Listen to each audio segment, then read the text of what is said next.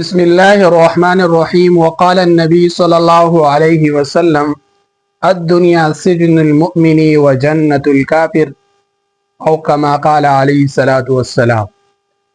نبی کریم صلی الله علیه وسلم ارشاد مبارک ده: دا دنیا دا د یو مؤمن مسلمان د پاره جیل خانه ده او د کافر د پاره جنت ده.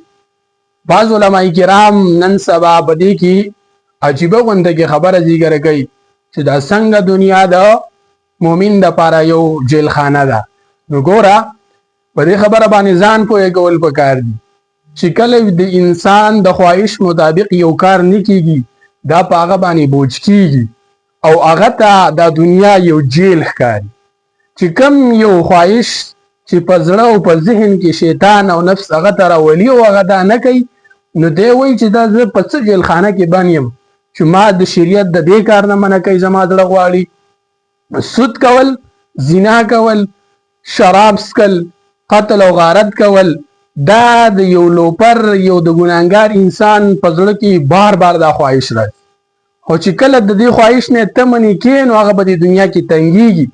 نو د مؤمن د پاره دا جیلخانه په دې صورت کې ده چې د دې د خواهش مطابق زندگی تیرول دلته په دنیا کې نشته، بلکې د شریعت او د اسلام د چوکاټ دننه زندگی تیرول دا مؤمن مسلمان ته حکم دی او د شریعت مطابق دیتا داسې احکامات دا متوجه شوي دي. او د کافر د پاره جنت ولې دی؟ داسې دی چې د کافر په دې دنیا کې خدای نه انکار کوي، الله مني نه، شریعت او اسلام ستا مني نه، نو لہذا که هغه هر قسمه کارونه کوي د خپل خواهش مطابق کوي کو د بل د خواهش مطابق کوي، پس هغه بالکل په شاړو باندې سر دی چې سی وکړل کو بت ته سجده وکړه، که غر ته وکړه، کو نور ته وکړه، چې سی وکړل هغه د خواهش مطابق. او دا هم ده چې الله رب العزت په دنیا کې کافر ته هر قسمه نعمتونه ورکړي. منګه وایو چې انګريزان په ټکنالوژي کې داسې مخکې لاړ او دای وکړل او دای وکړل او مسلمانان نګوره د هغه د پر الله رب العزت د دنیا یو جنت ګرځولې دي.